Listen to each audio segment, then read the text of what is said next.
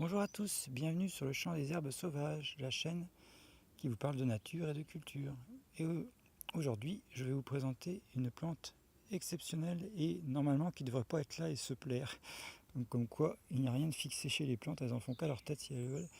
Et même, elle commence à m'agacer un peu, elle fait une toile d'araignée au sol. C'est une grimpante qui redevient un couvre-sol et elle envahit tout pour le beau plaisir de ces belles fleurs d'ailleurs.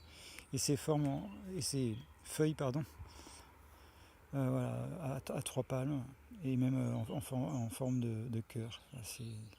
Donc c'est Hippomée indica. Et je remercie mon papa qui me l'a rapporté de Corse.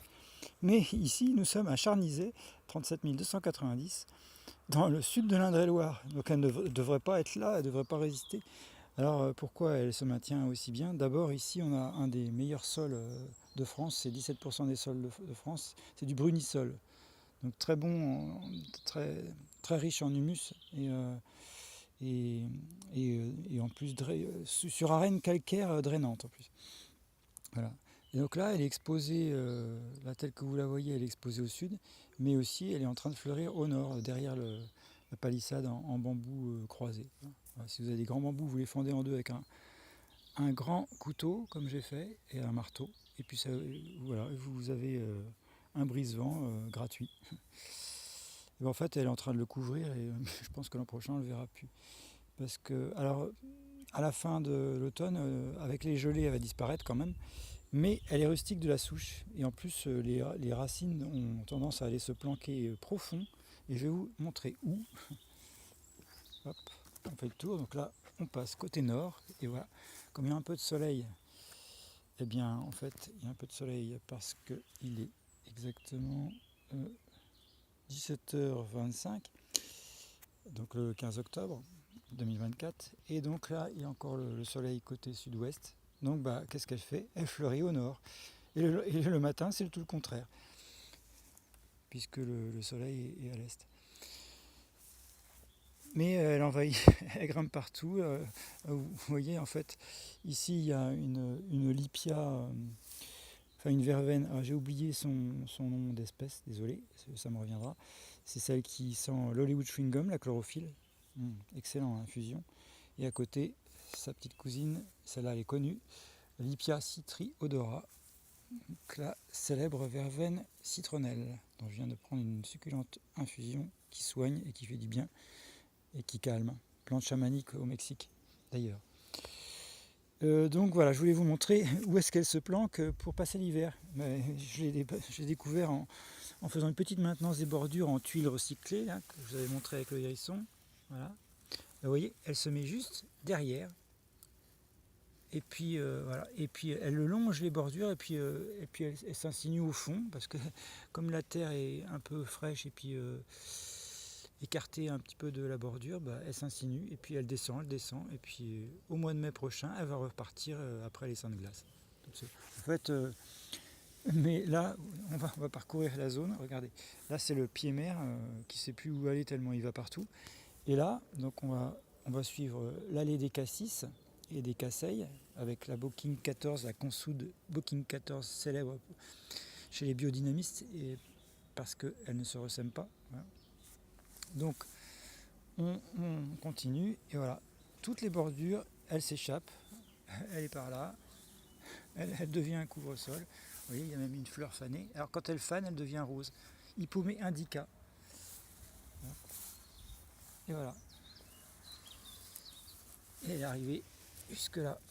Donc là, il y a le bambou qui permet de ne pas se coincer le tuyau d'arrosage dans les bordures. Et bien c'est la limite. Et on a 7 mètres. Voilà. Et bien, ouais. Donc voilà. Hippomée indica. Excellente grimpante. Bah, le seul un petit inconvénient, si on veut, c'est qu'il faut en couper pas mal de lianes parce que sinon, voilà, même dans les allées, oui, dans les passe-pieds, là, les planches de Syrie, voilà, elle est partout. Alors, par contre, les lézards sont très contents d'aller chasser des proies en dessous. Et oui, il y a toute une faune, hein. Donc je vais en enlever, mais juste ce qu'il faut parce qu'elle est tellement belle. Ouais, parce que voilà, je vais l'enlever dans les plantes aromatiques la marjolaine à coquille que je vous conseille, qui est une plante calmante pour le sommeil, les insomnies, et puis surtout à croquer comme ça, pur. C'est une bouffée d'arômes, c'est un festival, un régal. Je vais la multiplier bien sûr parce qu'elle est succulente et très précieuse pour la santé, et aussi la santé du jardin. Et je vais terminer cette petite vidéo par une autre merveille dont je vous avais déjà parlé, mais je m'en lasse pas tous les ans parce qu'elle n'est plus beaucoup proposée à la vente, c'est devenu rare. C'est un solanum et le cultivar il s'appelle Royal Robe.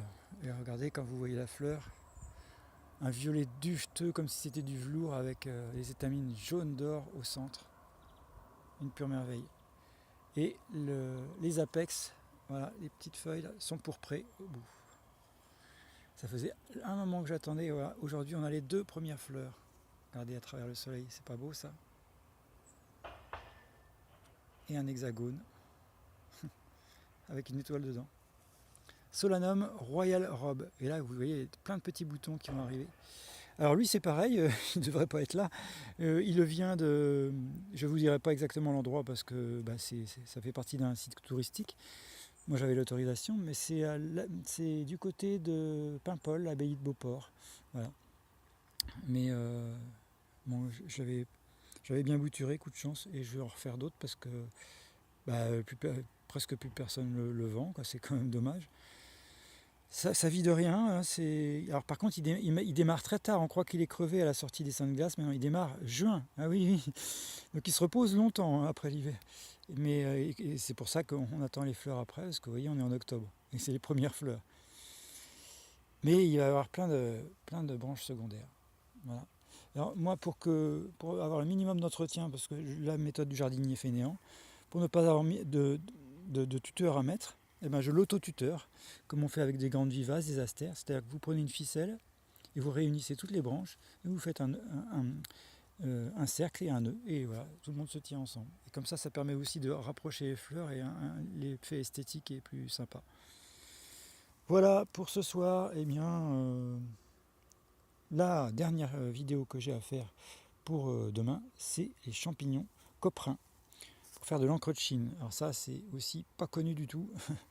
C'est une vieille recette alchimique, pardon. Voilà. Eh bien, à bientôt. J'espère que ça vous a plu. Et si c'est le cas, des petits pouces bleus et partagez. Au revoir.